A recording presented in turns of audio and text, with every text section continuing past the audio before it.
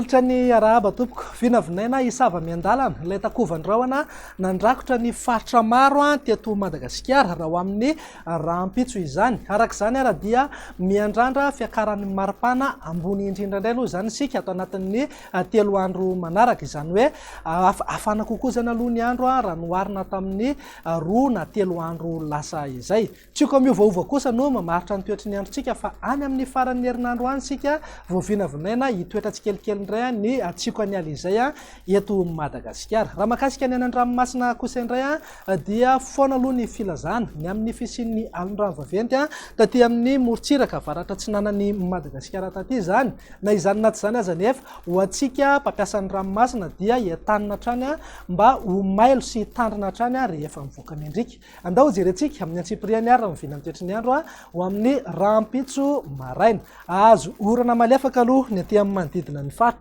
Analanjorofo raha toa kosa ka andrahoana ny voamaraina ny aty amin'ny faritra Melaky, Menabe, Bongolava, Itasy, Analamanga, Moronmania, Hotomatsiatra ary mipaka hatrany amin'iny Vatovavy sy Atsimo Atsinanana iny zany. Vinavinaina isava miandalana ihany moa zay rehefa misandratr'andro. Ny faritra sisa rehetra kosa ho maina ny andro amin'ny ankapobeny. Raha ho an'ny tolakandro kosa indray ary dia vinavinaina iverina andrahoana indray aloha ny aty amin'ny faritra Melaky, Menabe, Bongolava, Itasy, Vakinakaratra, ny Moronania, Hotomatsiatra ary mipaka hatrany amin'iny Atsimo Atsinanana iny. Ny takarivana ny alina kosa no mety azo orana malefaka ny aty amin'ny tapany avaratra ny faritra Vatovavy manodidina ny Marolambo sy Manoriny. Ny faritra sisa rehetra kosa ho maina ny andro amin'ny ankapobeny raha mety ho lalovan'ny rahona kely any indraindray ny aty amin'ny manodidina ny Samborano.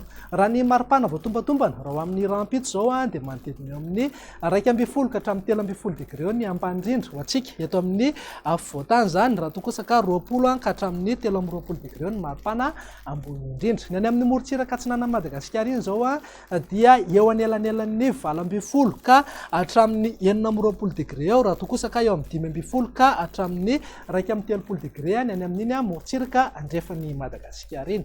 Mananky hatrany amin'ny 30 degré raha moa ny maripana ambony indrindra aty amin'ny Maheva tanàna sy any amin'ny manodidina ny Antsohiany zany. Dia zay indray raha mivina mitoetry ny androntsika ho amin'ny rahampitso tompoko lahy sy tompoko vavy, ny tena kosa manome fotoananao ho amin'ny manaraka indray. Veloma tompoko.